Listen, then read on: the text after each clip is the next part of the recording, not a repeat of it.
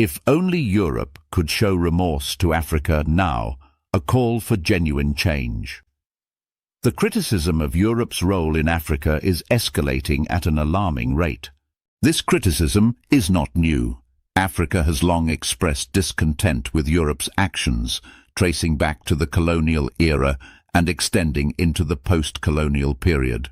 Europeans are held accountable for a long history of exploitation, from the horrors of slavery to colonization and continuing economic and political exploitation under the system of neo-colonialism. However, this criticism is often generalized, with citizens of former African colonies holding all Europeans accountable for historical wrongs, even when some European nations played little or no significant role in colonization. It is essential to recognize that the decolonization of Africa began shortly after the Second World War, coinciding with the early stages of European integration. The European Union, EU, has been heralded as one of the great achievements of the 20th century, symbolizing an era of peace and cooperation, seemingly assuring the world that global conflict, particularly world wars, would be a thing of the past.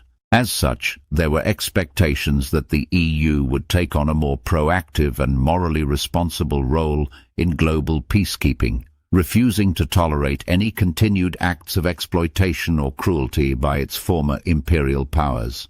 Unfortunately, as European integration progressed, the EU has often turned a blind eye to the ongoing cruelty and exploitation carried out by its member states, particularly when it comes to Africa. France, for example, has continued to play a central role in post-colonial exploitation, and even non-French former colonies in Africa now celebrate revolts against France's influence. This is not to suggest that British former colonies are free from the influence of Britain.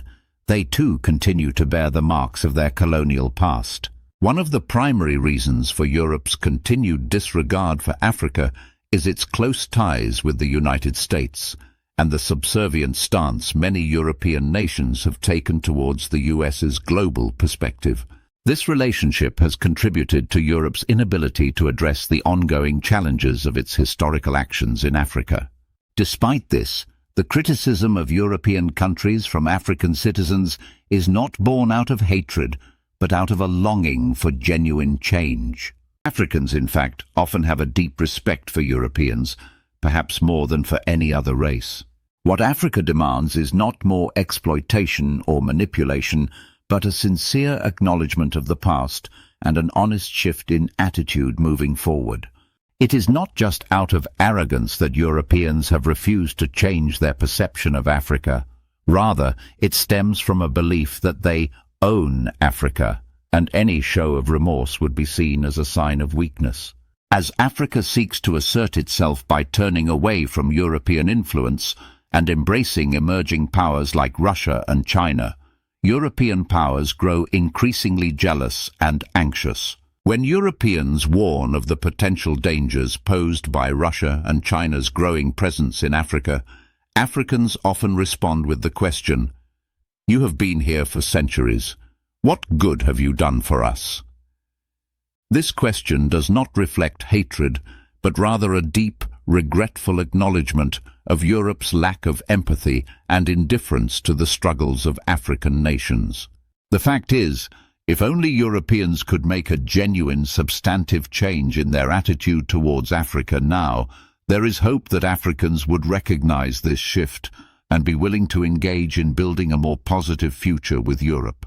After decades of strained relations, Africans understand Europeans better than any other people. They have seen through the facade of European power and influence, and they yearn for authentic engagement, not paternalism. For this to happen, the European Union must lead by example and urge its member states to adopt a firm stance against the continued exploitation of Africa, both economically and politically.